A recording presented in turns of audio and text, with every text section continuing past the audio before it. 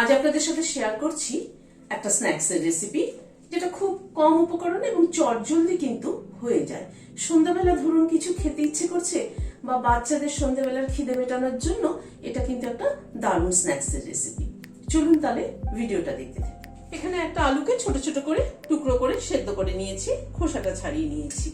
আলুটাকে স্ম্যাশ করে নিচ্ছি। আলু সবসময় কিন্তু দেখবেন একটু ছোট টুকরো করে সেদ্ধ করলে পরে সেদ্ধটা তাড়াতাড়ি হয়ে যায়, ভালো হয় সেদ্ধটা। আলুটা কিন্তু আমি প্রেসার কুকারে সেদ্ধ করিনি, যেহেতু ছোট ছোট করে টুকরো করে সেদ্ধ করেছি সেই জন্য একটা বাটিতে সেদ্ধ করে নিয়েছি। আলুটাকে স্ম্যাশ করে নিলাম। এখানে 2 পিস পাউরুটি নিয়েছি। এই পাউরুটিটাকে ছিঁড়ে মানে স্ম্যাশ করে এভাবে দিয়ে দিচ্ছি এর মধ্যে।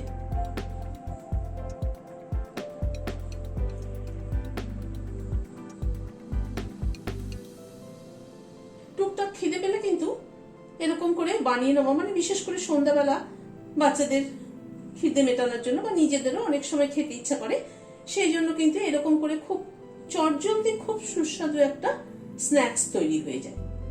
পাউরুটিটাকে একটু হাত দিয়ে গুঁড়ো করে নিলাম। এখানে একটা পেঁয়াজ কুচি করে নিয়েছি, সেটা দিয়ে দিলাম।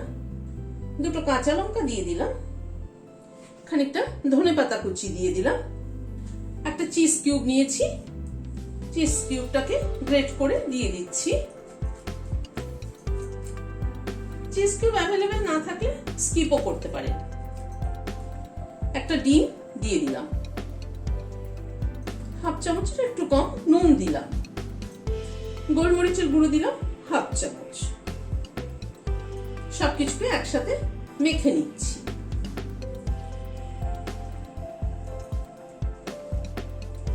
ভালো করে মেখে নিলাম।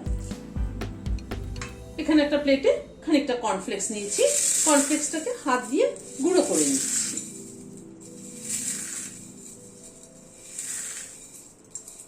কর্নফ্লেক্সটাকে যদি মিক্সিতে চালাতাম তাহলে কিন্তু একদম গুঁড়ো হয়ে যেত, ভালো লাগতো না। বেশ একটু আধ ভাঙা হবে, তাহলে ভালো লাগবে, ক্রিস্পিনেসটা ভালো হবে। এই মন্ডটার মধ্যে ময়দা দিতে আমি ভুলে গিয়েছিলাম, তাই আরো 1 চামচ ময়দা দিয়ে দিলাম। দিয়ে ভালো করে মেখে নিচ্ছি মন্ডটাকে।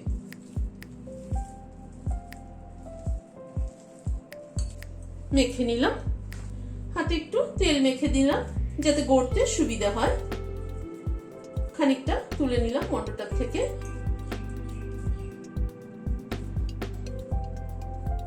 এরকম গোল করে কর্নফ্লেক্সের মধ্যে দিয়ে কোট করে নিচ্ছি। কর্নফ্লেক্সটাকে দিয়ে ভালো করে কিন্তু চেপে চেপে একটু কোট করতে হবে।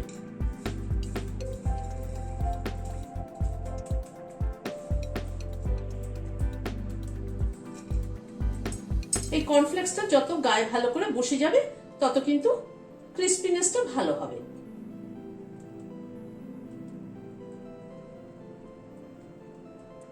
প্রথমটা একটু তুলে মাখাতে একটুখানি নরম মনে হবে, কিন্তু কর্নফ্লেক্সটা যেই বসে যাবে তখন কিন্তু বেশ সুন্দর, মানে শেপটা সুন্দর নিয়ে নেবে।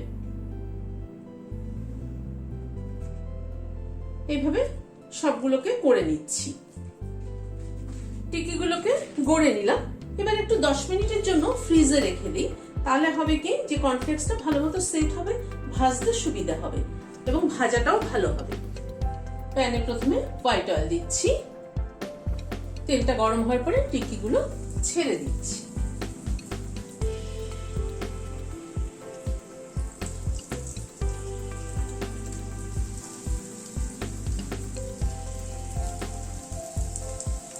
গ্যাসের ফ্লেমটাকে মিডিয়ামে রাখছি।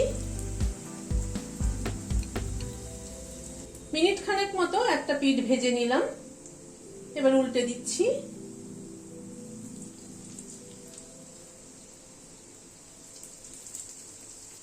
এবার এই পিঠটা হওয়া অবধি, মানে উল্টো দিকের পিঠটা হওয়া অবধি অপেক্ষা করব। গ্যাসের ফ্লেমটাকে কিন্তু মিডিয়ামে রেখেছি। গ্যাসের ফ্লেমটা বাড়িয়ে দিলে ওপরটা পুড়ে যাবে কিন্তু ভেতরটা কিন্তু হবে না, সেই জন্য ঘুরিয়ে ফিরিয়ে গ্যাসের ফ্লেমটাকে মিডিয়ামে রেখে লাল করে ভেজে নেব। এটা তো ধরুন ডিপ ফ্রাই করছি না, শ্যালো ফ্রাই করছি, সেই জন্য তেলটার দিকে ভালো করে টিকিগুলোকে ঘুরিয়ে ঘুরিয়ে ভাজতে হবে। এই পিঠটাও প্রায় মিনিট খানেক মতো গ্যাসের ফ্লেমটাকে কমিয়ে ভেজে নিলাম। যেহেতু ডিপ ফ্রাই করা না, অল্প তেলে ভাজছি, সেই জন্য কিন্তু একটু ঘুরিয়ে ঘুরিয়ে তেলটার দিকে এভাবে এনে এনে ভাজতে হবে। তুলে নিচ্ছি। যদি ভিডিওটা ভালো লেগে থাকে তাহলে একটা লাইক এবং সাবস্ক্রাইব করার অনুরোধ রইল। আজ তাহলে এখানে শেষ করছি। নমস্কার।